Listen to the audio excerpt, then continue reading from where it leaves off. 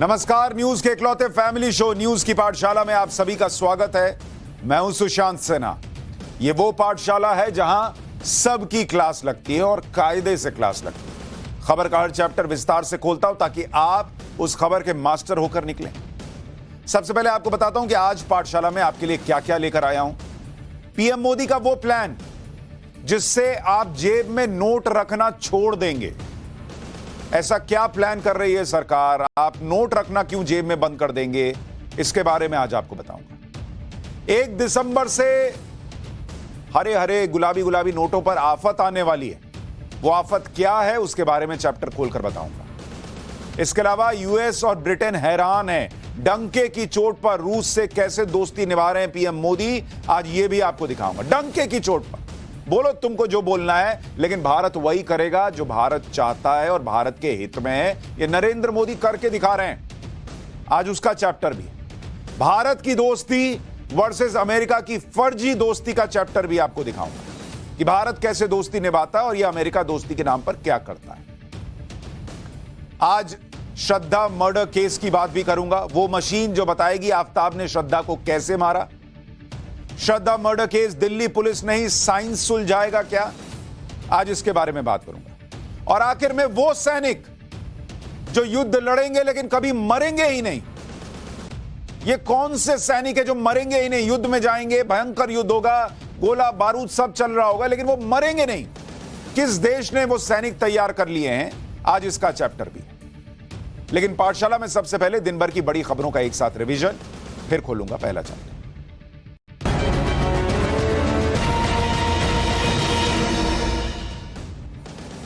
श्रद्धा murder case में नया खुलासा हुआ है। पुलिस के सोर्सेज कह रहे हैं कि आफताब ने श्रद्धा की हत्या की साजिश 15 दिन पहले ही रची थी। श्रद्धा के मर्डर के इरादे से ही वो उसे दिल्ली लाया था। यह भी पता चला है कि श्रद्धा आफताब को छोड़ना चाहती थी, लेकिन आफताब ने आखिरी मौका देने को कहा, इसलिए दोनों हिमाचल और उत्तराखंड भी गए। लेकिन इस टूर के दौरान भी आफताब लगातार दूसरी लड़कियों से बात करता रहता था, जिस वजह से श्रद्धा से उसका झगड़ा भी हुआ। पुलिस को कुछ ऐसे सबूत मिले जिससे यह पता चलता है कि आफताब वापस मुंबई जाने की बजाय जानबूझकर श्रद्धा को दिल्ली लाया और ऐसी जगह घर लिया जहां वो बड़ी आसानी से श्रद्धा की हत्या कर लाश ठिकाने लगा सके।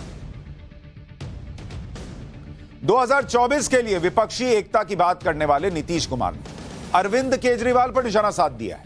नीतीश कुमार ने बिना किसी का नाम लिए कहा कि कुछ जगहों पर मुफ्त बिजली देने का काम जो किया जा रहा है वो सही नहीं है। साथ ही नीतीश कुमार ने केंद्र सरकार से 1 नेशन 1 टैरिफ लागू करने की मांग की। तमिलनाडु में सरकार चला रही डीएमके ने सुप्रीम कोर्ट में सीएए को चुनौती दी। याचिका में डीएमके ने सुप्रीम कोर्ट से कहा है कि नागरिकता संशोधन अधिनियम केंद्र सरकार की मनमानी है। इस कानून में सिर्फ 6 धर्मों हिंदू, सिख, बौद्ध, जैन, पारसी और ईसाई को शामिल किया गया। इसमें से मुसलमानों को बाहर कर दिया गया। यह सही तरीका नहीं है। डीएमके ने याचिका में यह भी कहा है कि सीए के दायरे में श्रीलंका में प्रताड़ित तमिलों को भी शामिल नहीं किया गया है। केंद्र सरकार को हर किसी का ख्याल रखना होगा। दिल्ली के एम्स हॉस्पिटल का सर्वर अभी भी रिस्टोर नहीं हो पाया। मैंने आपको बताया था कल भी कि वहां पर सर्वर ही हैक हो गया। हालांकि अधिकारियों का कहना है कि ई हॉस्पिटल का डेटा रिकवर कर लिया गया है। सर्वर काम नहीं करने के कारण एम्स अभी भी मैनुअल मोड पर काम कर रहा है। वहीं एम्स पर हुए साइबर अटैक के बाद गृह मंत्रालय ने आईबी, एनआईए, एनआईसी और दिल्ली पुलिस के साथ हाई लेवल मीटिंग की है। मामले की हर एंगल से जांच की जा रही है। बिहार के सासाराम में सम्राट अशोक की शिलालेख से 23 साल बाद कब्जा हटा। इस शिलालेख पर चादर चढ़ाकर मजार बना दिया गया था। यहां पर सालाना उर्स भी होता था। एएसआई की टीम ने सासाराम पहुंचकर सालों से ताले में बंद सम्राट अशोक के शिलालेख का ताला खुलवाया। सम्राट अशोक के शिलालेख को साल 2008 में संरक्षित घोषित किया गया था। शिलालेख के पास एएसआई ने बोर्ड भी लगाया था। 2010 में कुछ लोगों ने इस पर अतिक्रमण कर लिया और धीरे धीरे से मजार की शक्ल दे दी थी, जिससे अब कब्जा हटाया गया। पाकिस्तान के क्वेटा में बड़ा फिदायीन हमला हुआ। क्वेटा के बालेली रोड पर हुए इस हमले में 5 लोग मारे गए हैं और 23 लोगों के घायल होने की खबर है। हमले की जिम्मेदारी पाकिस्तानी तालिबान ने ली है। खास बात यह है कि कल ही पाक तालिबान ने पाकिस्तान की सेना के साथ सीज फायर खत्म करने का ऐलान किया था और उसके 24 घंटे के अंदर पाकिस्तान में धमाके शुरू हुए। आतंक को पालने वाला पाकिस्तान अब अपने ही जाल में फंसता जा रहा है। चीन में सख्त कोविड नियमों के खिलाफ प्रदर्शन पर अब सरकार सख्त हो गई है। चीन की कम्युनिस्ट पार्टी के सेंट्रल पॉलिटिकल और लीगल अफेयर कमीशन ने प्रदर्शन पर सख्ती बरतने के लिए कहा है। चीन की कम्युनिस्ट पार्टी ने प्रदर्शन को शत्रुता की कार्रवाई बताया और प्रदर्शनकारियों को आगाह किया कि अगर प्रोटेस्ट जारी रहे तो बहुत टाइट एक्शन लिया जाएगा, सख्त एक्शन लिया जाएगा। न्यूजीलैंड क्रिकेट टीम ने भारत के खिलाफ वनडे सीरीज 1-0 से जीत ली है। आज तीसरा वनडे था दोनों के बीच और आखिरी मैच भी बारिश की वजह से कैंसिल हो गया, रद्द हो गया। मैच में भारत ने पहले बल्लेबाजी करते हुए न्यूजीलैंड को 220 रनों का लक्ष्य दिया था। जवाब में न्यूजीलैंड की टीम ने 18 ओवर में 1 विकेट के नुकसान पर 104 रन बना भी लिए थे, लेकिन फिर बारिश हो गई और मैच रद्द हो गया। फीफा फुटबॉल वर्ल्ड कप में ईरान की टीम अमेरिका से हार गई और ईरान के कई इलाकों में इस हार का जश्न मनाया गया। मंगलवार देर रात हुए वर्ल्ड कप मैच में अमेरिका ने ईरान को 1-0 से हरा दिया। ईरान की हार पर जश्न मनाने वाले लोगों का मानना है कि उनकी फुटबॉल टीम वहां की सरकार को रिप्रेजेंट करती है, न कि आम लोगों को। इस समय ईरान में एंटी हिजाब प्रोटेस्ट चल रहा है, जो धीरे धीरे सरकार के खिलाफ प्रदर्शन में बदल रहा है। तो लोगों को लग रहा है कि टीम हारी मतलब सरकार हारी, इसलिए लोग सेलिब्रेट कर रहे हैं ईरान। तो दिन भर की खबरों का हो गया रिवीजन। अब पाठशाला की पहली क्लास और इसमें पीएम मोदी के उस प्लान का चैप्टर, जिसमें आपको बताऊंगा कि वो प्लान ऐसा है कि आप जेब में नोट रखना छोड़ देंगे।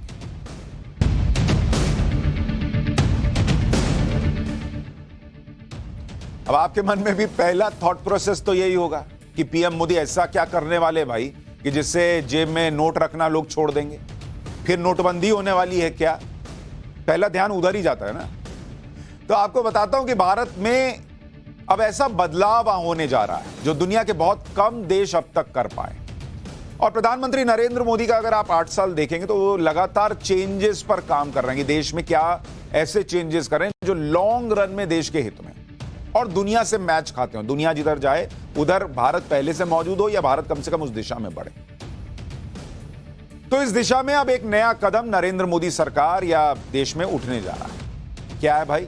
कि आप नोट रखना छोड़ देंगे? अभी बताते हैं। पहले समझिए कि पहले के जमाने में क्या होता था। सामान लिया तो सामान के बदले में सामान दिया जाता था। मतलब किसी ने चावल लिया तो कोई गेहूं दे देता था। इस टाइप से काम चलता था। फिर सिक्के आए, फिर कागज के नोट छपने लगे, फिर डेबिट कार्ड आ गया। कार्ड निकाला, पेमेंट हो गया कि अकाउंट में पैसा है, ये लो डेबिट कार्ड, इससे पैसा ले लो। या फिर डेबिट कार्ड से कैश निकाल लेते थे लोग। फिर आया क्रेडिट कार्ड कि आज पेमेंट कर दिया, 1 महीने बाद चुका रहे हैं। फिर आया ऑनलाइन पेमेंट का जमाना कि भाई ऑनलाइन पेमेंट कर दिया।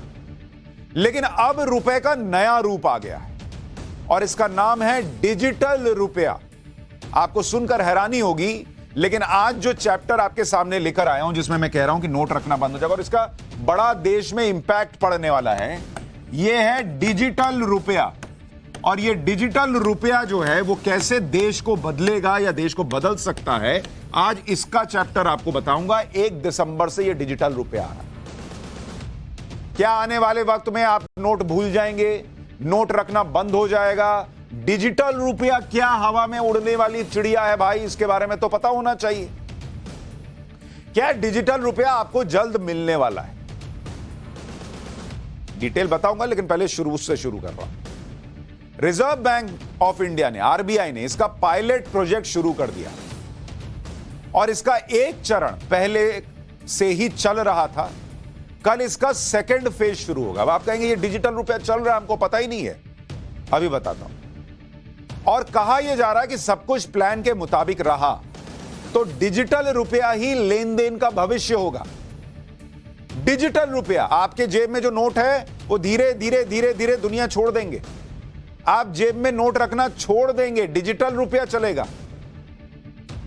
अब क्या है भाई डिजिटल रुपया? क्या है ये? क्या भला है ये? थोड़ा सब्र कीजिए, बताता हूं। क्या है, जब भी पैसों की बात आती है तो लोगों के मन में कई सवाल आते हैं। डिजिटल करेंसी को लेकर भी यही सवाल लोगों के मन में रहते हैं कि डिजिटल करेंसी है क्या, ये क्रिप्टो करेंसी से कैसे अलग है। अभी जो यूपीआई पेमेंट करते हैं वो भी तो डिजिटली करते हैं, तो फिर डिजिटल करेंसी इससे अलग कैसे है? डिजिटल करेंसी से पेमेंट कैसे होगा? डिजिटल करेंसी से फायदा क्या होगा? आपके पास डिजिटल करेंसी कैसे आएगी? क्या सरकार सिर्फ डिजिटल करेंसी रखेगी, नोट बंद हो जाएंगे, सारे नोट बंद हो जाएंगे क्या? बहुत बड़ा वाला नोटबंदी होगा क्या? इन सब सवालों के जवाब आज आपको पाठशाला में बताऊंगा। सबसे पहले आरबीआई जो पायलट प्रोजेक्ट शुरू करने जा रही है, इसके बारे में थोड़ा सुन लीजिए। आरबीआई ने डिजिटल करेंसी या कहें कि डिजिटल रूपी को दो हिस्सों में बांट दिया। एक है रिटेल, दूसरा है होलसेल। रिटेल का इस्तेमाल रोजाना के लेन देन के लिए है और होलसेल का इस्तेमाल बड़ी वित्तीय संस्थाएं करें। तो रिटेल वाला आपके हमारे काम में आएगा, क्योंकि हम ही लोग ना डेली इस्तेमाल करेंगे। बड़ी वित्तीय संस्थाओं के लिए होलसेल सेगमेंट होगा। डिजिटल रूपी के होलसेल सेगमेंट की शुरुआत पिछले महीने 1 नवंबर को हो चुकी है। बड़ी संस्थाएं जो हैं वो इसका इस्तेमाल कर रही हैं। कल यानी 1 दिसंबर को रिटेल सेगमेंट की शुरुआत होगी, जिसमें आम लोग हमारे आपके जैसे डिजिटल रूपी का इस्तेमाल कर सकेंगे। तो कल डिजिटल रूपी का पहला चरण लागू होगा, जिसमें कुछ शहर और बैंक्स के साथ डिजिटल रूपी में ट्रांजैक्शन हो सकेगा। अभी ये पायलट प्रोजेक्ट है, मतलब इसको टेस्ट कर रहे हैं कि ये कैसा चलेगा, लोगों को क्या दिक्कत आएगी नहीं आएगी। फुल फ्लेजेड पूरे देश में नहीं लागू कर दिया, पायलट प्रोजेक्ट। तो इस पायलट प्रोजेक्ट के तहत डिजिटल रूपी का इस्तेमाल कुछ सीमित लोगों के बीच होगा, जिन्हें इसकी इजाजत होगी कि आप ये ट्रांजैक्शन कर सकते हैं। तो इससे पता चलेगा कि देश डिजिटल रूपी की दिशा में कैसे बढ़ेगा और कैसे देश में यह पूरी तरह से लागू हो जाए।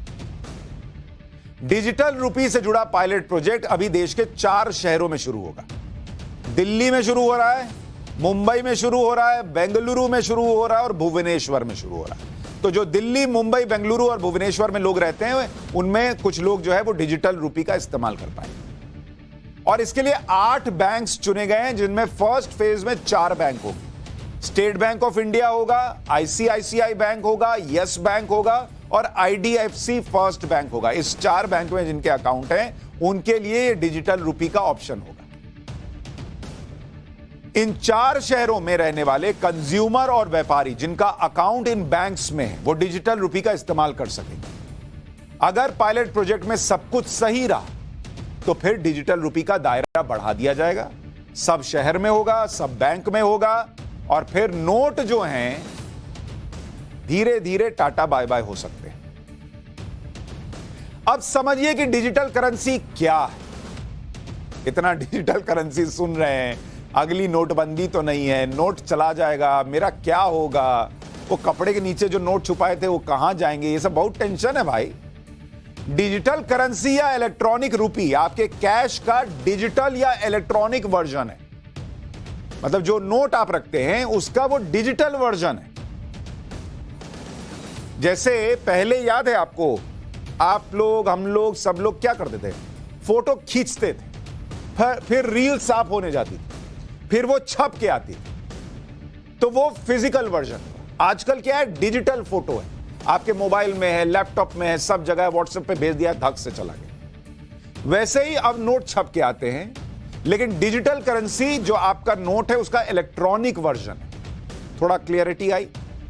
ये एक डिजिटल टोकन के रूप में होगा। आसान शब्दों में कहूं तो जैसे आरबीआई नोट की छपाई करता है, वैसे ही वो डिजिटल करेंसी भी बनाएगा जो इलेक्ट्रॉनिक वर्जन में होगी। छू नहीं सकते हैं, मोबाइल में है, अकाउंट में है, उधर है। डिजिटल करेंसी का इस्तेमाल भी आप लेन देन के लिए कर पाएंगे। डिजिटल करेंसी की वही वैल्यू होगी जो पेपर करेंसी या कॉइन की होती है। मतलब आपके पास अकाउंट में मान लीजिए 1 लाख रुपए है, तो आप 1 लाख रुपए निकाल सकते हैं, 1 लाख का नोट मिल जाएगा आपको। तो जब डिजिटल रूपी होगा तो वो डिजिटल रूपी 1 लाख रुपया जैसे आपके पास कैश में होता, वो वैसे ही हो जाएगा, डिजिटली हो जाएगा, इलेक्ट्रॉनिक रूप में होगा। फिर आप वो इलेक्ट्रॉनिकली दीजिएगा, मोबाइल से, दूसरी तरीकों से। डिजिटल रूपी में लेन देन कैसे होगा, इसको थोड़ा विस्तार से समझें। आरबीआई के मुताबिक डिजिटल रूपी का डिस्ट्रीब्यूशन बैंक्स के जरिए होगा।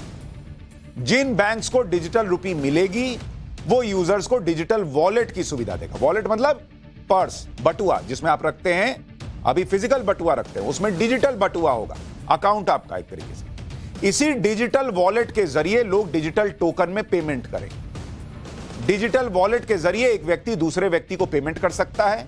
फिर यह व्यक्ति मर्चेंट के बीच भी लेन देन हो सकता है। डिजिटल वॉलेट के अलावा क्यूआर कोड स्कैन करके भी इससे पेमेंट किया जा सकता है। मतलब आपके पास अपना क्यूआर कोड होगा। अभी क्या हुआ, दुकानदार के पास होता है, आप पेमेंट करते हैं। कल को आपको किसी से पेमेंट लेना, आपका अपना क्यूआर कोड है, आपको स्कैन करेगा, आपको पेमेंट करेगा। यह भी हिसाब चलेगा। तो जैसे आपकी जेब में पैसे रहते हैं, वैसे ही डिजिटल रुपी या ई रुपी आपके मोबाइल वॉलेट में रहा करेगा। अब आपको इतना मोटा मोटा बटुआ लेके चलने की जरूरत नहीं है। मोबाइल हाथ में लिए निकल गए। वो जमाना भी आएगा कि शायद नोट रहे ही ना, अब वो बहुत दूर की बात है, लेकिन उस पर अभी आऊंगा।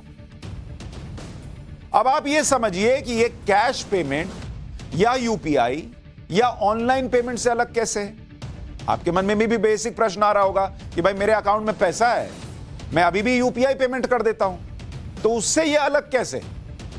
इसको आपको उदाहरण से समझाता हूं। मान लीजिए आप राशन खरीदने गए, 500 रुपया का बिल बना, तो आप क्या करते हैं, बोलते पर ये लो 500 का नोट पकड़ो, कैश दे दिया, हो गया, खत्म।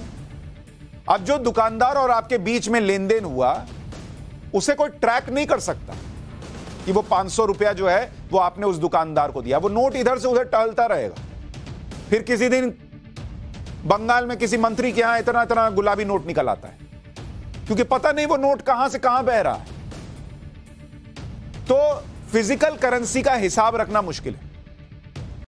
दूसरा तरीका यह है कि आप गूगल पे, पेटीएम, फोन पे जैसे ऐप के जरिए यूपीआई से या वॉलेट से 500 रुपए का बिल चुका सकते हैं उस राशन को लेने के बाद। ये आप करते होंगे, ए भैया पेमेंट पेटीएम से कर दूं, हां कर दीजिए, फोन पे से कर दूं, हां कर दीजिए। लेकिन इसमें क्या होता है कि जब आप पेमेंट करते हैं तो आपके बैंक अकाउंट से 500 रुपया डेबिट होता है और दुकानदार के अकाउंट में 500 रुपया जमा हो जाता है। इसमें आपके और दुकानदार के बीच फ्रंट एंड ट्रांजैक्शन कहते हैं इसको, जो तुरंत हो जाता है कि मतलब आपने पेमेंट किया, उसको दिखाते हैं, ये देखिए हरा टिक, नीला टिक आ गया, जो भी आ गया, वो कहता है अच्छा पेमेंट आ गया। या कई बार वो फोटो भी खींचता है आजकल। लेकिन आपके और दुकानदार के बीच तो सामने सामने ट्रांजैक्शन है। दुकानदार और बैंक के बीच बैंक ट्रांजैक्शन होता है, जो तुरंत उसी वक्त पूरा नहीं होता, क्योंकि इस ट्रांजैक्शन को आरबीआई के साथ भी सेटल करना होता है, जो पूरे दिन में एक बार होता है। जब तक सेटलमेंट पूरा नहीं होता तब तक दुकानदार के अकाउंट में पैसे नहीं आते, और जब तक यह ट्रांजैक्शन पूरी नहीं होती तब तक दुकानदार की सांस अटकी रहती है कि आपने तो कह दिया मैंने पेमेंट कर दिया, उसने सोचा पेमेंट आ गया, लेकिन पेमेंट आया नहीं आया ये उसको तब पता चलता है जब दिन खत्म होता है और सेटलमेंट होता है आरबीआई और बैंक के बीच में। आप में से कई लोगों ने सुना होगा, बीच में ये धोखाधड़ी का सिलसिला शुरू हुआ था कि ऐसा कुछ ऐप दिखाते थे, कहते थे लो पेमेंट हो गया, उसमें हरा टिक बन के आता था, लोग सोचते थे पेमेंट हो गया, वो पेमेंट होता ही नहीं था। क्यों? क्योंकि उसको अपने अकाउंट में तुरंत पैसा दिख ही नहीं रहा है, तो बेचारा कैसे चेक करेगा। ये झोल है।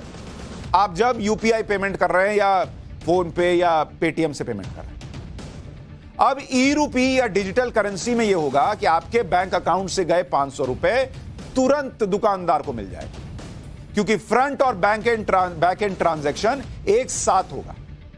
धोखाधड़ी खत्म, कोई किसी को लटका नहीं सकता, भटका नहीं सकता, अटका नहीं सकता। तुमने 500 रुपया का ई रुपी दिया, उधर ई रुपी उसके अकाउंट में आया, खत्म मामला। हालांकि अगर आप डिजिटल करेंसी का इस्तेमाल करें या गूगल पे या पेटीएम जैसे किसी ऐप का इस्तेमाल करें, आपके लिए पेमेंट का तरीका नहीं बदलेगा, आपके लिए तरीका वही है। लेकिन दुकानदार या जो मर्चेंडाइज रखने वाला है उसके लिए तस्वीर बदल जाएगी।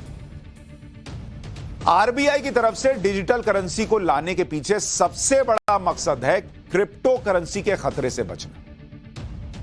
पहली बार 2009 में क्रिप्टो करेंसी बिटकॉइन चर्चा में आई थी, आपको याद होगा। तब दुनिया के केंद्रीय बैंक्स को इससे ज्यादा खतरा नहीं लगा, लेकिन जैसे जैसे क्रिप्टो करेंसी की वैल्यू बढ़ने लगी, यह किसी भी देश के सेंट्रल बैंक के लिए खतरा बना। अगर किसी देश में क्रिप्टो करेंसी को इजाजत दे दी जाए तो सेंट्रल बैंक करेंसी सप्लाई से नियंत्रण खो देगा।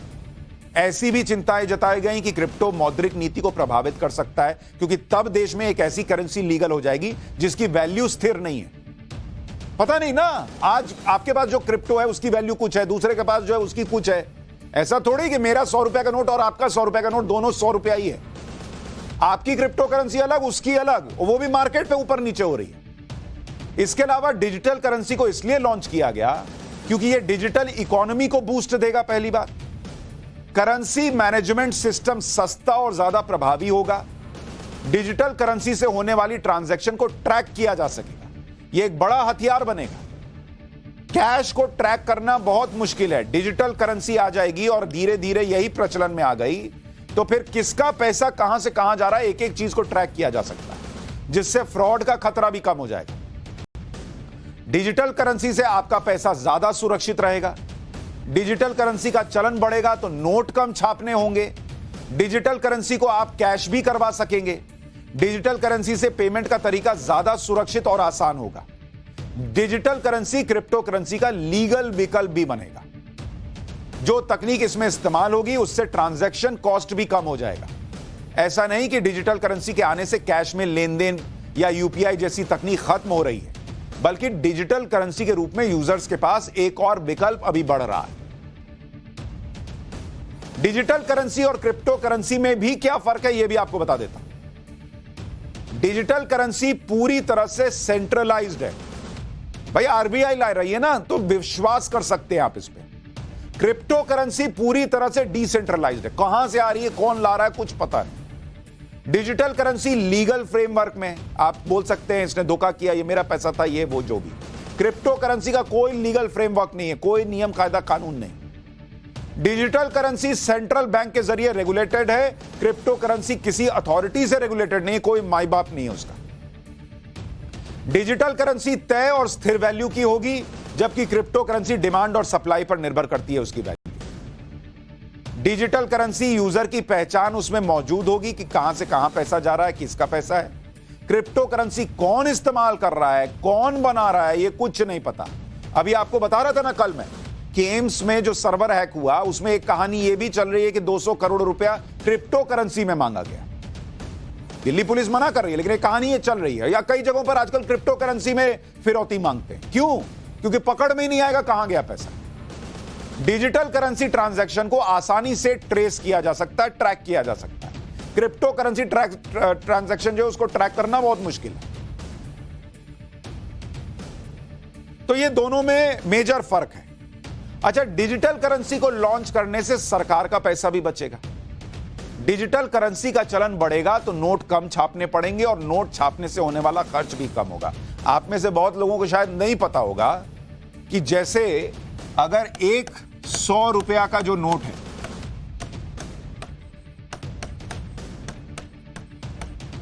एक 100 रुपया का नोट है, इसको जो आप छापते हैं,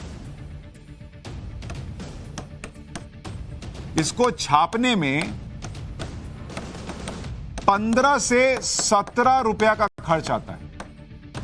15 से 17 रुपया का खर्च एक 100 रुपया का नोट छापने में,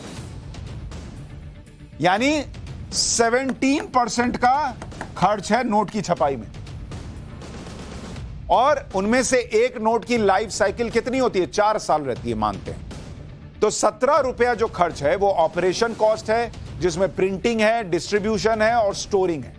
ये तीनों मिलाकर 15 से 17 रुपया एक नोट छापने में जाता है। वित्तीय वर्ष 2022-23 में जो कैश सर्कुलेशन है, 2022-23, इसमें जो कैश सर्कुलेशन में है, जो नोट घूम रहे हैं मार्केट में, सर्कुलेशन, ये कितना है आपको पता है?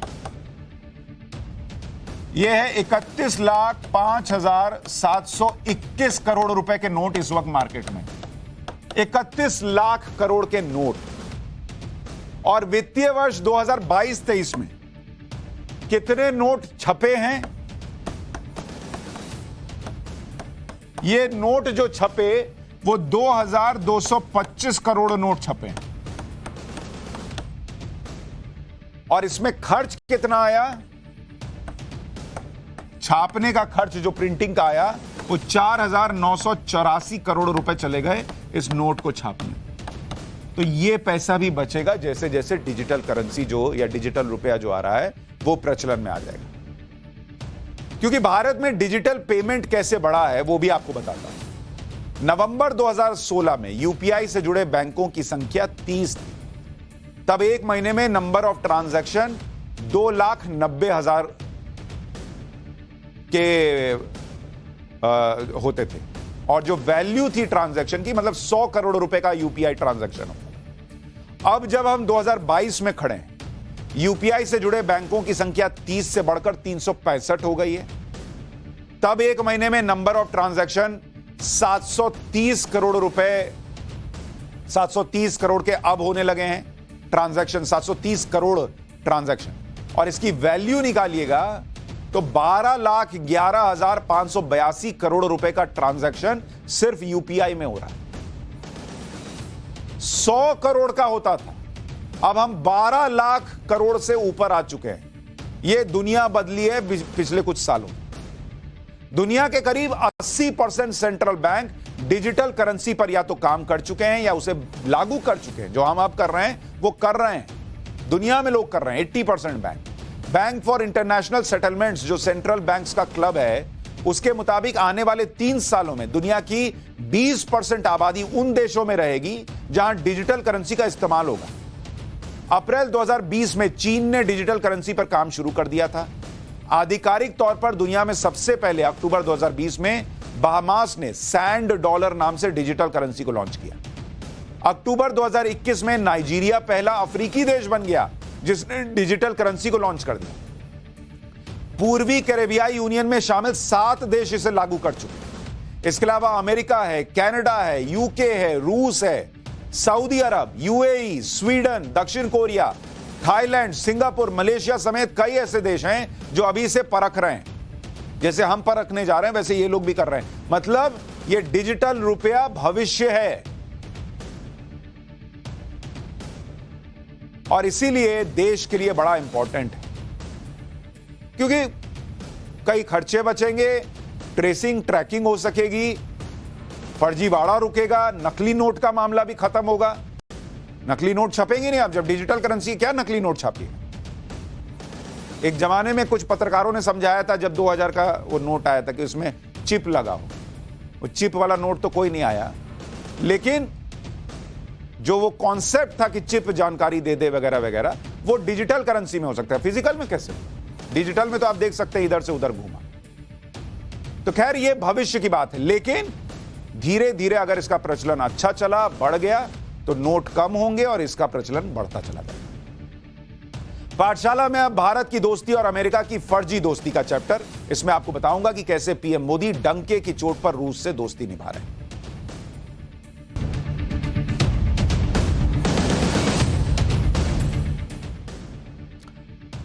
पूरी दुनिया में जब रूस अकेला पड़ा हुआ, जब रूस के खिलाफ अमेरिका और यूरोप ने पूरी ताकत लगा रखी, जब रूस पर अलग अलग तरह के प्रतिबंध लगे हुए हैं, जब रूस को यूक्रेन युद्ध लड़ने के लिए कर्ज लेना पड़ रहा है, मैंने आपको बताया था रूस ने एक लंबे अरसे के बाद मार्केट से कर्ज लिया है, यह रूस की हालत हो गई। और ये जो अमेरिका, यूके, यूरोप, ये लोग क्या चाह रहे हैं? यही हाल हो रूस का। सब छोड़ दें उसको ताकि वो तड़पे और आए अमेरिका और यूके की शर्तों पर बात करें। ऐसे हालात में अगर दुनिया में रूस को अमेरिका और पश्चिमी देशों से कोई बचा रहा है तो वो देश है भारत, इंडिया, अपना इंडिया। रॉयटर्स न्यूज एजेंसी की एक रिपोर्ट आई है जिसके मुताबिक अमेरिका और यूरोप के देशों के लगाए आर्थिक प्रतिबंध को झेल रहे रूस ने भारत को 500 से ज्यादा सामानों की एक लिस्ट भेजी है जिन्हें रूस भारत से मंगवाना चाहता है। मतलब यह हालत हो गई है कि जैसे आपका कोई रिश्तेदार है और मान लीजिए, नहीं होता कई बार, उसने किसी ने भाग के शादी कर ली, परिवार ने बॉयकॉट कर दिया। एक उदाहरण दे रहा हूं। उस मुश्किल वक्त में जो सबसे करीबी है वही खड़ा होता है ना। तो भारत इस वक्त रूस के साथ वैसे ही खड़ा है। सब चाह रहे हैं इसका बॉयकॉट कर दो, भारत साथ दे रहा है और डंके की चोट पर दे रहा है। और इसीलिए रूस ने वो 500 सामान की लिस्ट किसी और को नहीं भेजी, भारत को भेजी है कि मदद कीजिए बॉस, ये चाहिए हमको। इन सामानों की लिस्ट में गाड़ियों के पार्ट से लेकर हवाई जहाज और ट्रेन के पार्ट्स तक शामिल है। जिस बड़े पैमाने पर रूस भारत से प्रोडक्ट मंगा रहा है वो कोई मामूली बात नहीं है, ये बहुत असाधारण है। इससे आपको पता चलता है कि रूस की हालत क्या हो गई है, और इससे आपको यह पता चलता है कि भारत आज की तारीख में कितनी बड़ी शक्ति है दुनिया में कि उसको कोई डिक्टेट नहीं कर सकता। और रूस को लगता है कि अमेरिका, ब्रिटेन, यूरोपीय देश, इनको इग्नोर करके मेरे साथ कोई दोस्ती निभा सकता है तो वो इंडिया कर सकता है, नरेंद्र मोदी कर सकते हैं। रूस में वहां की इंडस्ट्री और ट्रेड मिनिस्ट्री ने अपने देश की कंपनियों से कहा है कि उन्हें जो भी रॉ मटेरियल चाहिए, इक्विपमेंट चाहिए, उसकी एक लिस्ट दो। इस रॉ मटेरियल और इक्विपमेंट को भारत से मंगवा रहे हैं। जैसे रूस की कार इंडस्ट्री की तरफ से 14 पन्नों की लिस्ट भेजी गई है जिसमें उन पार्ट्स के बारे में बताया गया है जिनकी जरूरत कार मैन्युफैक्चरिंग में होती है।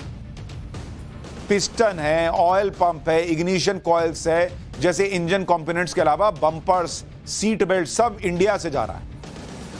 एयरक्राफ्ट और हेलीकॉप्टर के लिए 41 आइटम्स की लिस्ट भेजी गई है जिसमें गियर कंपोनेंट्स के अलावा फ्यूल, कम्युनिकेशन और फायर एक्सटिंग्विशिंग सिस्टम भी है, आग बुझाने वाला सिस्टम।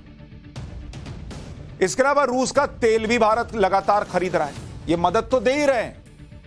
इंडिया लगातार रूस से तेल भी खरीद रहा है और एक अनुमान के मुताबिक अगर आप चलिएगा तो क्या हालत है इस वक्त आप देखिए।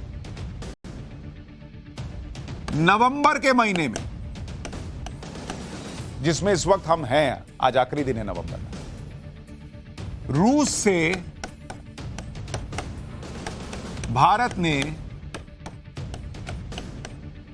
10 lakh barrel per day, 10 lakh barrel प्रतिदिन पर डे कच्चा तेल लिया है।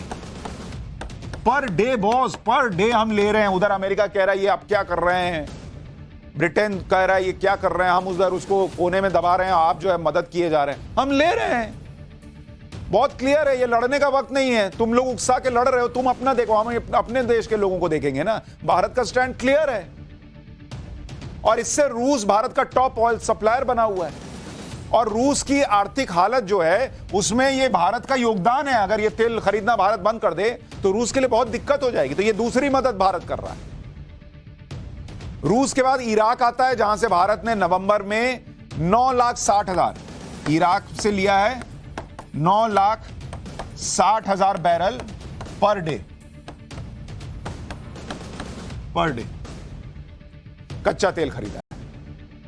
1 नवंबर से 15 नवंबर के बीच भारत ने रूस से $730 मिलियन यानी करीब 5800 करोड़ रुपए का कच्चा तेल खरीदा है।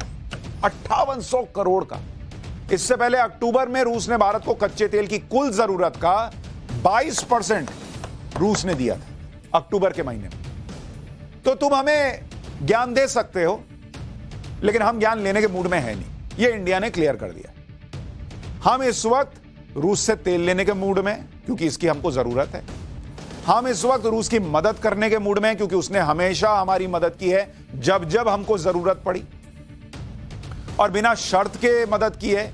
अमेरिका जैसा फायदा देख के मदद करने वाला देश नहीं है वो, तो इसलिए वो दोस्ती तो भारत निभा रहा है। रूस से दूसरे देशों को जो कच्चा तेल निर्यात होता है उसे रशियन यूरल्स ऑयल कहते हैं। जो रशिया दूसरे देशों को कच्चा तेल देता है उसको रशियन यूरल्स ऑयल कहते हैं। नवंबर का आंकड़ा यह है कि यूरल्स के टोटल सी एक्सपोर्ट्स में नवंबर में अकेले जो समुद्र के रास्ते तेल जाता है, नवंबर में वो रूस से कच्चा तेल जो रूस भेज रहा है समुद्र के रास्ते, उसमें भारत ने अकेले 40% तेल खरीदा है रूस से।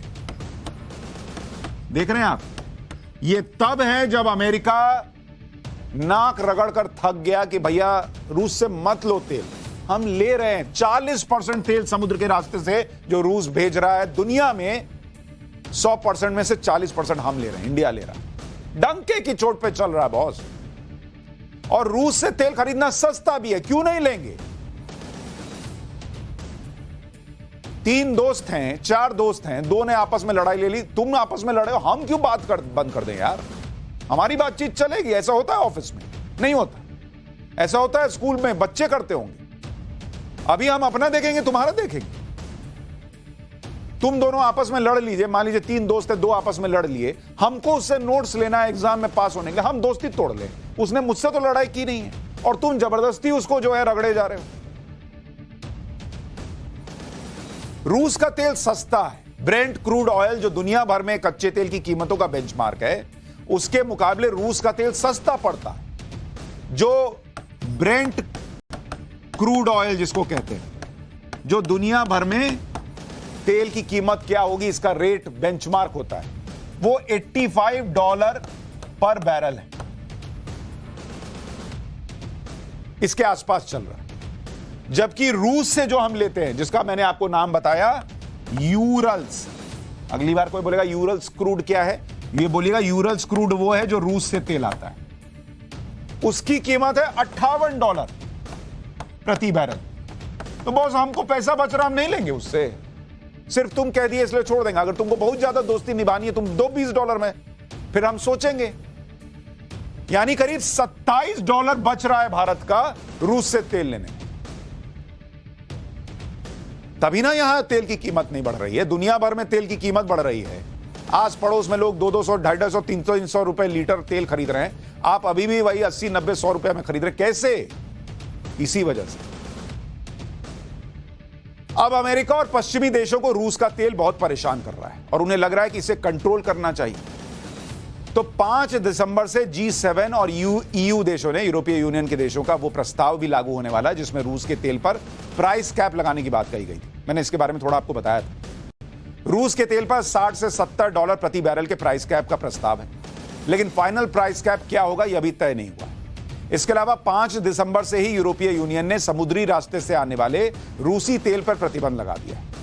5 दिसंबर से यूरोप में किसी भी टैंकर ओनर्स को रूस का तेल लाने की इजाजत नहीं होगी और इनका इंश्योरेंस भी यूरोपीय कंपनियां नहीं कर पाएंगी, जो मैंने आपको बताया था कि भारत के लिए चुनौती शुरू होने वाली है। इसके अलावा यूरोपियन कमीशन ने आज कहा है कि वो यूरोप में रूस की फ्रीज की गई संपत्तियों को जब्त करने का प्लान कर रहा है। अमेरिका और पश्चिमी देश महीनों से यह चर्चा कर रहे हैं कि रूस की जो सरकारी और निजी संपत्तियां फ्रीज की गई हैं, उन्हें कैसे कानूनी तरीके से जब्त कर लिया जाए, क्योंकि संपत्तियां तभी जब्त की जा सकती हैं जब किसी अपराध का दोषी किसी को ठहराया जा सके। इसके अलावा कई संपत्तियां ऐसी हैं जिन्हें रूसी नागरिकों ने अपने परिवार के सदस्यों या फिर किसी दूसरे के नाम पर किया है। यूरोपियन कमीशन ने रूस के सेंट्रल बैंक के 300 बिलियन यूरो के भंडार को ब्लॉक किया था और रूसी अमीरों के 19 बिलियन यूरो फ्रीज किए गए। अब ये लोग इस लेवल पर आ गए कि पहले पैसा फ्रीज किया, प्रॉपर्टी फ्रीज की, अब कह रहे हैं उसको अपने कब्जे में ले। ये लोग उधर कब्जा रहे हैं, इधर भारत बचा रहा है। अमेरिका और पश्चिमी देश मिलकर रूस की घेराबंदी करने पर फिर जोर लगा रहे हैं, लेकिन रूस पर अगर इसका असर नहीं पड़ रहा है तो उसकी वजह है भारत, क्योंकि रूस को भारत ने सहारा दिया हुआ है। 2021 की स्थिति यह थी कि भारत के साथ व्यापार के मामले में रूस 25वें नंबर पर था और कुल व्यापार करीब $13.1 बिलियन था, लेकिन 2022 की स्थिति है कि भारत के साथ व्यापार के मामले में रूस 7वें नंबर पर है और अप्रैल से अगस्त में ही कुल व्यापार $18 बिलियन के पार चला गया है। पिछले 5 साल के औसत के हिसाब से देखें तो रूस से भारत का मंथली इंपोर्ट 430% बढ़ गया है। इसके अलावा कच्चे तेल के बारे में आपको बता चुका हूं कि कैसे भारत जो है वो कच्चा तेल रूस से लगातार ले रहा है, हथियार ले रहा है, उसके बारे में आपको बता चुका हूं। यानी इस वक्त जब दुनिया चाहती है कि रूस को अकेला छोड़ दिया जाए, अलग थलग कर दिया जाए, भारत अपनी पुरानी दोस्ती निभा रहा है। और सिर्फ दोस्ती नहीं निभा रहा है, चूंकि यह देश हित में, भारत के हित में, इसलिए डंके की चोट पे निभा रहा है। पाठशाला में अब टेक्नोलॉजी की क्लास, जिसमें उन सैनिकों का चैप्टर खोलूंगा जो युद्ध तो लड़ेंगे लेकिन कभी मरेंगे ही नहीं, यानी अब सैनिक होंगे सदा के लिए।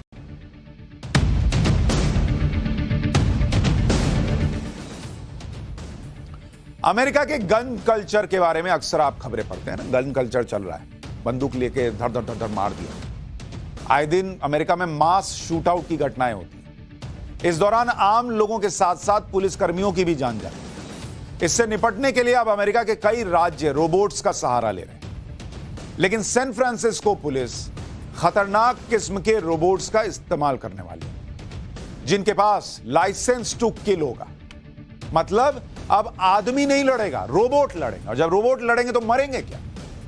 ये जो आप रोबोट देख रहे हैं, यही लड़ाई करेंगे बॉस। ये देखिए, बंदूक चलाएंगे, गोली चलाएंगे, बम चलाएंगे।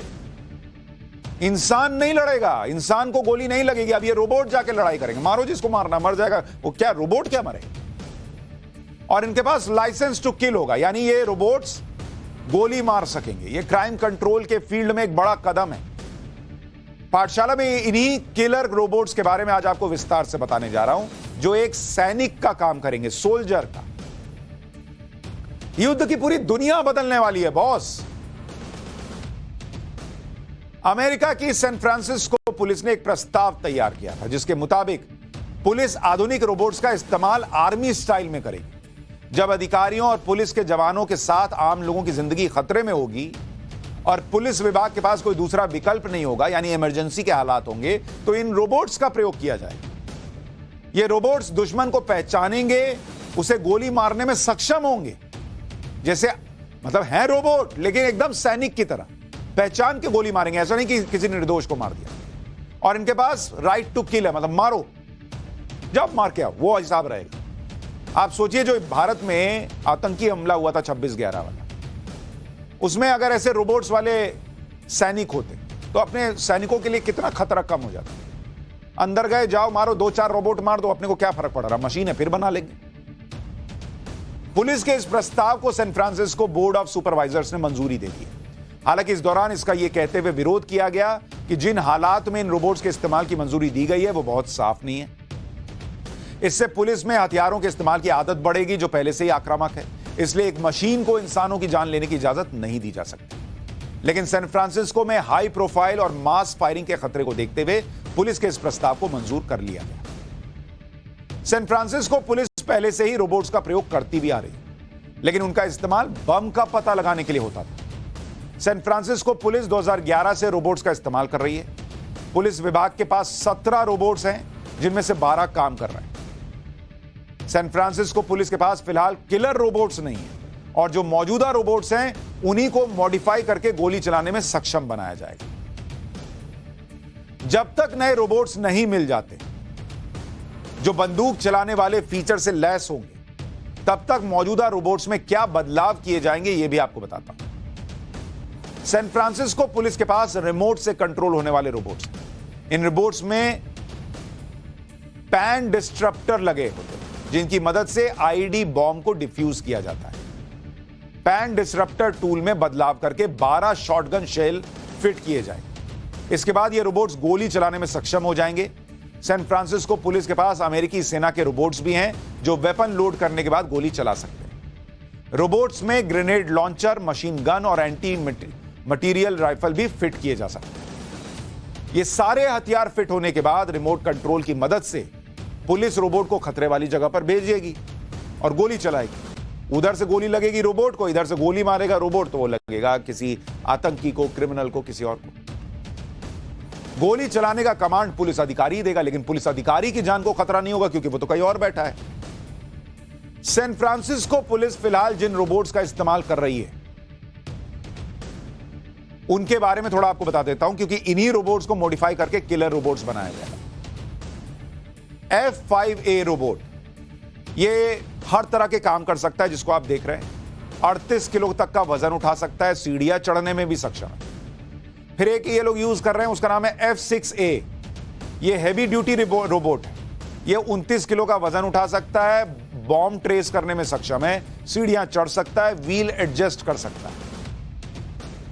रोवांस रोबोट, ये बॉम्ब यानी आईडी की पहचान करने में सक्षम है, बम को नष्ट भी कर सकता है। अभी आप क्या देखते हैं, कहीं आईडी मिला तो बड़ा सा सूट पहन के लोग जाते हैं ना देखने के लिए, बॉम्ब डिफ्यूज करने के लिए। सीरियल में नहीं देखते, हरा काटूं, लाल काटूं, क्या काटूं, ये काटा, हाँ बच गया। वो अब बच गया कि चिंता ही नहीं है, ये जाएगा, ये काटेगा, फट गया तो यही फटेगा। इसी में बंदूक लगा दिया, अंदर गए, कहीं छुपा हुआ है, वो निकल के मारा, टन से लगेगा, आवाज आएगी, क्योंकि तो स्टील का है या किसी और चीज का है।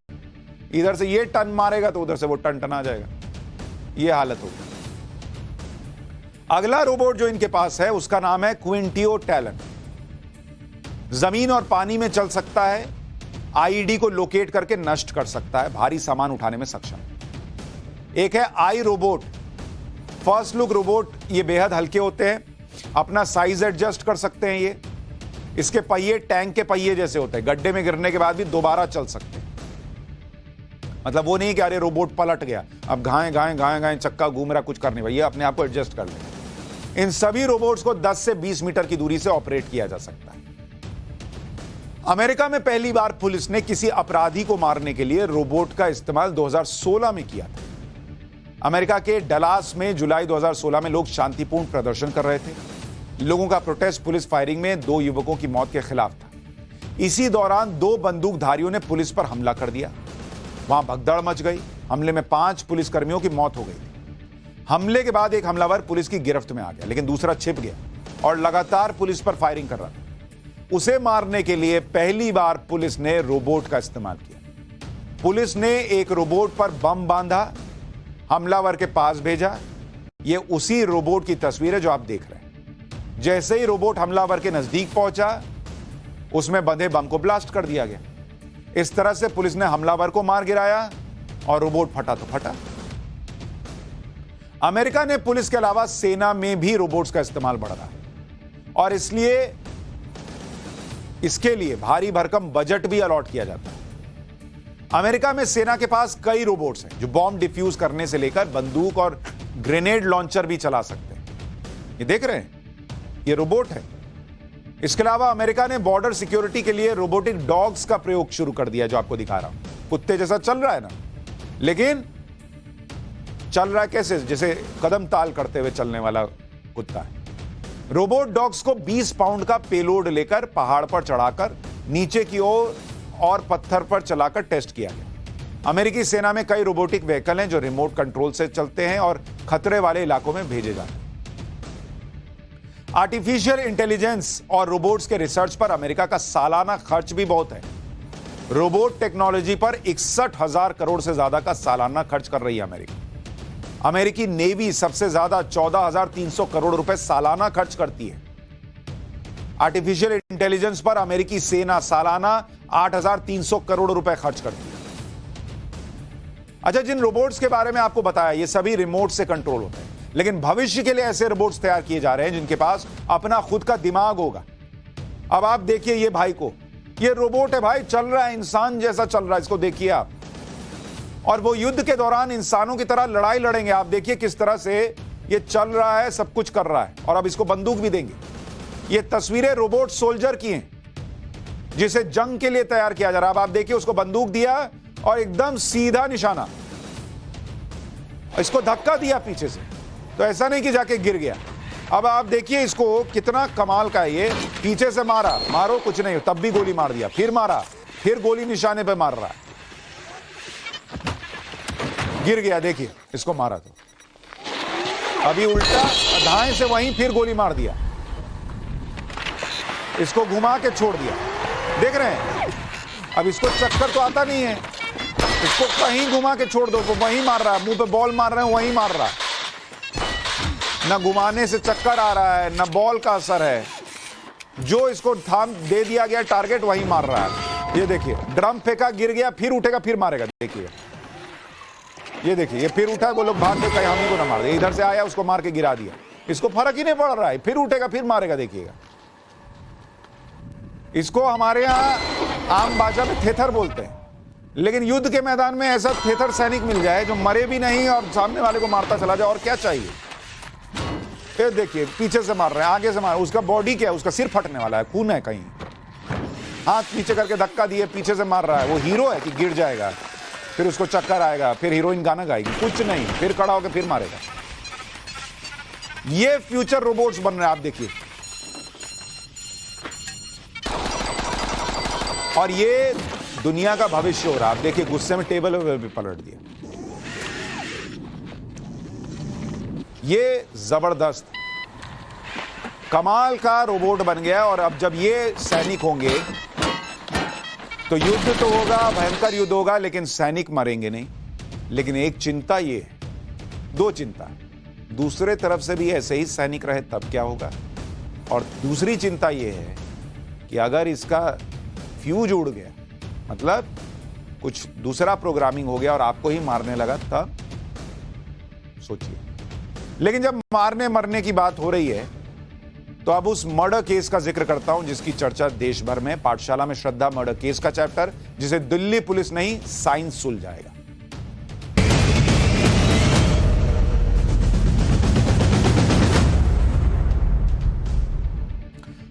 श्रद्धा मर्डर केस के बारे में पिछले 2 हफ्ते से लगातार चर्चा हो रही है। अलग अलग चैनल्स पर आप नई नई कहानी सुन रहे हैं, लेकिन सीधी बात कोई नहीं कर रहा। इन कहानियों में कितना सच है, ये कहानियां इस केस में सबूत के आधार पर कितनी खरी हैं, ये कोई नहीं बता रहा। सब एक नई कहानी रोज लाते हैं, रोज एक नई कहानी सुनाते हैं। आफताब को उसके गुनाह की सजा मिल पाएगी या नहीं, ये बहुत बड़ा सवाल है। आपको मीडिया में हर जगह बताया जा रहा होगा कि पुलिस के पास हर दिन कुछ ना कुछ हाथ में आ रहा है। आपको लग भी रहा होगा कि पुलिस को इस केस में बहुत कुछ मिल गया है। लेकिन आज मैं आपको बताऊंगा कि क्यों 16 दिन बाद भी पुलिस की जांच वहीं पर अटकी है जहां से जांच शुरू हुई। सबसे पहले आपको केस का अपडेट बता देता हूं। आफताब का पिछले हफ्ते से चल रहा पॉलीग्राफ टेस्ट कल खत्म हो गया। अब जल्दी ही उसकी रिपोर्ट पुलिस को मिल जाएगी और यह टेस्ट कितनी मददगार साबित होगी यह आने वाला समय ही बताएगा। लेकिन पुलिस के सोर्सेस कह रहे हैं कि इस टेस्ट में पुलिस को कुछ बड़ी कामयाबी नहीं मिली है। आफताब ने कई सवालों का ठीक तरह से जवाब भी नहीं दिया। इतना शातिर है वो बैठ के पॉलीग्राफ टेस्ट में बोल देगा। अब पुलिस कल यानी 1 दिसंबर को नार्को टेस्ट करेगी आफताब का। नार्को टेस्ट से पहले आफताब के कुछ मेडिकल टेस्ट करवाए गए हैं। ये नार्को टेस्ट पुलिस के लिए कितने मददगार साबित होंगे, इस पर भी कई सवाल। पुलिस को इस बात की आशंका है कि अगर नार्को टेस्ट फेल हो गया तो ब्रेन मैपिंग टेस्ट की मदद ली जा सकती है। इसलिए दिल्ली पुलिस अब आफताब की ब्रेन मैपिंग टेस्ट की भी तैयारी कर रही है। मतलब पुलिस को लग रहा है कि शायद नार्को भी ना चले तो ब्रेन मैपिंग करो। इस टेस्ट में आफताब के दिमाग में चल रही हलचल को देखा जाएगा। एक्सपर्ट्स के मुताबिक ब्रेन मैपिंग टेस्ट से आफताब के दिमाग के अंदर होने वाले बदलावों को देखा जाएगा। वो कितना झूठ बोल रहा है, क्या छुपा रहा है, इन बातों को पता लगाया जाएगा। अब अगर पुलिस अभी तक अलग अलग टेस्ट से आफताब कितना सच बोल रहा है, कितना झूठ, यही पता लगाने की कोशिश कर रही है, तो इसका सीधा मतलब तो यह है कि वो सच नहीं बोल रहा है, 100% सच नहीं बोल रहा है। पुलिस खुद कंफ्यूज है कि ये कितना सच बोल रहा है, तभी ना ये सब टेस्ट हो रहा है, नहीं तो क्या जरूरत थी। तो मामला तो बहुत फंसा हुआ है और आपको फंसा दिया गया है अलग अलग रोचक कहानियों में। आज ये हुआ, कल वो हुआ, उसने ऐसा किया, उसने वैसा किया, और इसमें पुलिस को टाइम भी मिल जा रहा है। अगर ये कहानियां नहीं होती तो पुलिस पर दबाव बन जाता, रोज पूछा जाता क्या हुआ क्या हुआ। आप कहानी में फंसे हुए हैं। पुलिस की जांच का सार समझिए। आफताब का पॉलीग्राफ टेस्ट हो चुका, नार्को होने वाला है, ब्रेन मैपिंग की तैयारी चल रही है। क्या इसके मायने ये निकाले जाएं कि पुलिस के पास कोई ठोस सबूत नहीं है और वो अंधेरे में डंडा चला रही है? इन सभी टेस्ट से पुलिस को जांच में कुछ मदद मिलने की उम्मीद रही होगी, लेकिन कोर्ट ने इनका कोई ठोस आधार नहीं होगा। इसमें निकल भी आए नार्को टेस्ट में, बोल दे सब कुछ, तो भी कोर्ट में नहीं टिकता, ये कोर्ट में एडमिसेबल नहीं है। फिलहाल पुलिस एक और कोशिश कर रही है और उसे उम्मीद है कि ब्रेन मैपिंग से कुछ मिल जाएगा। थोड़ा सा आगे बढ़ूं उससे पहले ब्रेन मैपिंग क्या होता है अब ये सुन लीजिए, ये नई चिड़िया क्या है। ब्रेन मैपिंग टेस्ट में संदिग्ध को ना तो कोई दवा पिलाई जाती है, ना कोई इंजेक्शन लगता है जैसा नार्को में होता है। सिर्फ ब्रेन मैपिंग टेस्ट लैब में एक कुर्सी पर बिठाया जाता है और संदिग्ध के सिर पर एक हेलमेट जैसा दिखने वाला हेडबैंड लगा देते हैं और इसमें सेंसर्स लगे होते हैं। यह मशीन ब्रेन की तरंगों को रीड करती है, जिसका आउटपुट एक कंप्यूटर पर मिलेगा, जिसे ब्रेन फिंगर प्रिंटिंग डिवाइस कहते हैं। ये जो देख रहे हैं, आफताब की फोटो आ रही है और उसके नीचे जो सिर पे लगा हुआ है, इसी तरीके का लगा रहेगा। हमारे दिमाग में अरबों न्यूरॉन होती हैं। इनके जरिए ही शरीर के सभी हिस्सों में से दिमाग तक और दिमाग से सभी हिस्सों तक मैसेज आता जाता है और ये तरंगों में होता है। ब्रेन मैपिंग में इन्हीं ब्रेन वेव्स यानी तरंगों को मॉनिटर किया जाता है। ब्रेन फिंगर प्रिंटिंग डिवाइस दिमाग के इलेक्ट्रिकल बिहेवियर की स्टडी करता है। मतलब ये जो तरंग है कितना ऊपर नीचे हो रहा है, सामने से ठीक दिख रहा है लेकिन दिमाग में हलचल है कि नहीं, ये सब पता चले। फॉरेंसिक एक्सपर्ट आरोपी को वारदात से जुड़ी चीजें, तस्वीर वगैरह दिखाते हैं। इनको देखने के बाद आरोपी का दिमाग जिस तरह रिएक्ट करता है उसकी स्टडी की जाती है। इस टेस्ट से यह पता चलेगा कि अपराधी कितना सच बोल रहा है और क्या छुपा रहा है।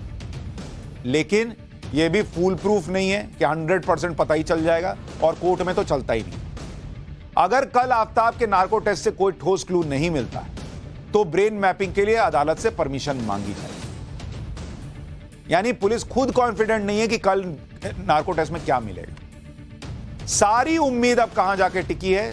साइंस पर। सारी उम्मीद डीएनए टेस्ट की रिपोर्ट पर टिकी हुई, क्योंकि दिल्ली पुलिस के सूत्रों के मुताबिक अभी तक उसे 13 हड्डियां मिली हैं, जबड़े का पार्ट मिला है, लेकिन अभी तक यह पता नहीं है कि हड्डियां किसकी हैं। मिल तो गई हैं, लेकिन श्रद्धा की हैं या नहीं, ये अभी कंफर्म नहीं। डीएनए टेस्ट से पता चलेगा, जिसकी अभी तक रिपोर्ट ही नहीं आई। पुलिस को गुरुग्राम से भी कुछ बॉडी पार्ट्स मिले हैं, लेकिन ये बॉडी पार्ट्स किसके हैं ये भी अभी तक पता नहीं, ये भी डीएनए टेस्ट से पता चलेगा। कुछ हथियार मिले हैं, जैसे 5 धारदार चाकू, लेकिन अभी तक ये पता नहीं कि इन हथियारों से श्रद्धा की हत्या की गई है या नहीं। पुलिस को आफताब के फ्लैट में बाथरूम, किचन, बेडरूम तीनों जगह से खून के निशान मिले हैं, ये कहा जा रहा है। लेकिन चर्चा इस बात की भी है कि वह बेडरूम में उसका गला घोट के मारा तो खून कहां से आया? अगर बाथरूम में पानी बहा बहा के शरीर को काटा तो कैसे खून रह गया? और कहा गया केमिकल लाके धोया तो कैसे बच गया? अभी तक खून के निशान किसके हैं यह भी नहीं पता, यह फॉरेंसिक रिपोर्ट से पता चलेगा। यानी आफताब और श्रद्धा के कुछ कपड़े मिलने की भी बातें हैं। पुलिस को आशंका है कि ये वही कपड़े हैं जो वारदात के वक्त इस्तेमाल हुए, लेकिन अभी कुछ भी पुख्ता नहीं है, सीएफएसएल की रिपोर्ट से साफ होगा। कुछ लोग ये भी सवाल उठा रहे हैं कि जिस आदमी ने बॉडी इधर उधर निपटा दी, वो कपड़े लेकर बैठा रहा। कुल मिलाकर ये पूरा केस साइंटिफिक जांच पर टिका हुआ है। ये रिपोर्ट आ गई, वो रिपोर्ट आ गई, सीएफएसएल से रिपोर्ट आ गई, फलाना रिपोर्ट आ गई, डीएनए रिपोर्ट आ गई, तो शायद कुछ हो पाए, और रिपोर्ट्स अभी तक आई नहीं। एक्सपर्ट्स के मुताबिक आमतौर पर किसी ऐसे मर्डर केस में जिसमें मर्डर हाल ही में हुआ हो, उसमें फॉरेंसिक और डीएनए रिपोर्ट 3 से 5 दिन में आ जाती है। और जबकि इतना प्रेशर हो तो पुलिस कहती है थोड़ा जल्दी दे दीजिए, तो 3 से 5 दिन में रिपोर्ट आ जाती है। लेकिन मर्डर का यह केस 6 महीने पुराना है। खून के धब्बे जो मिले हैं वो काफी पुराने हैं और काफी कम मात्रा में।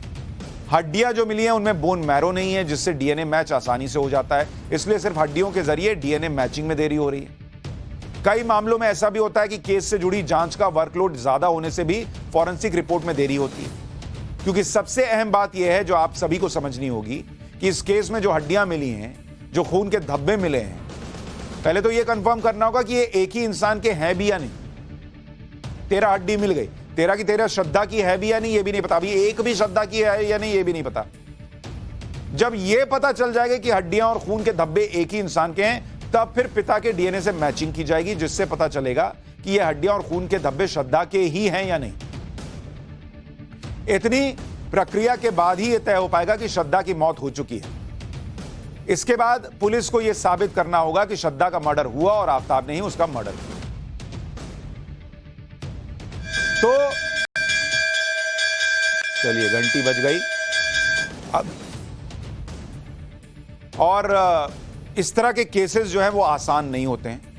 आफताब जो है वो इतना आसानी से सब बता देने वाला भी नहीं लग रहा। तो इस तरह का पहला केस भी नहीं, और पहले भी ऐसे केसेस हुए